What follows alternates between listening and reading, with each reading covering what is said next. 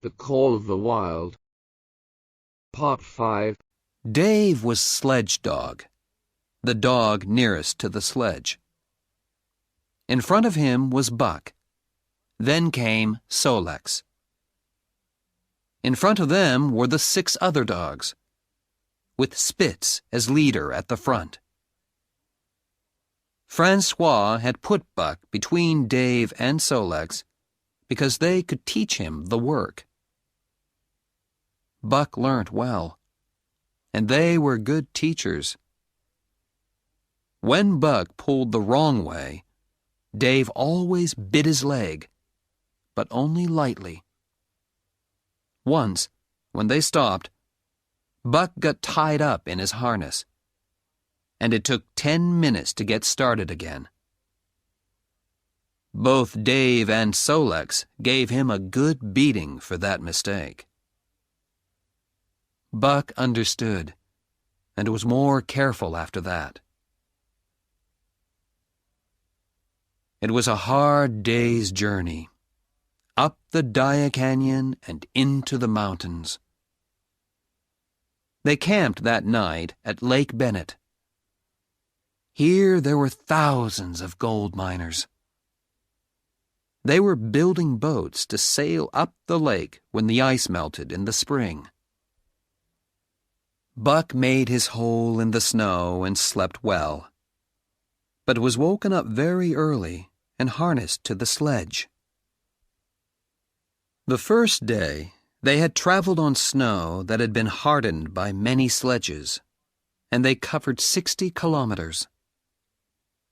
But the next day, and for days afterwards, they were on new snow.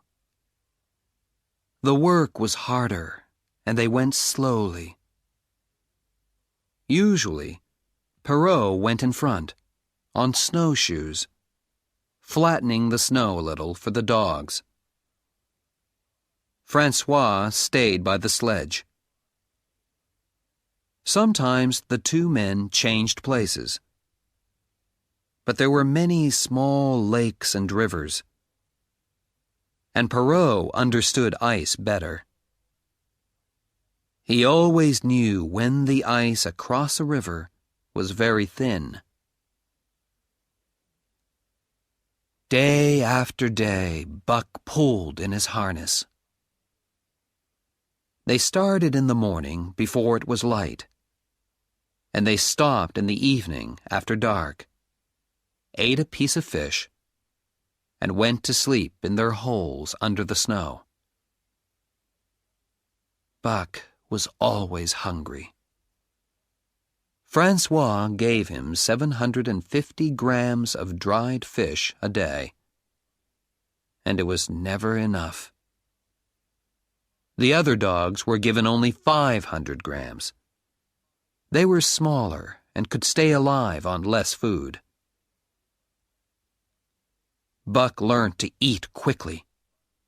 If he was too slow, the other dogs stole his food.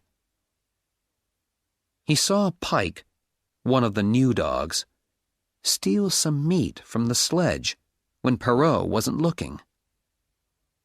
The next day, Buck stole some and got away unseen. Perrault was very angry, but he thought another dog, Dub, had taken it, and so punished him instead of Buck. Buck was learning how to live in the north. In the south, he had never stolen, but there he had never been so hungry. He stole cleverly and secretly, remembering the beatings from the man with the club. Buck was learning the law of club and tooth. He learned to eat any food, anything that he could get his teeth into.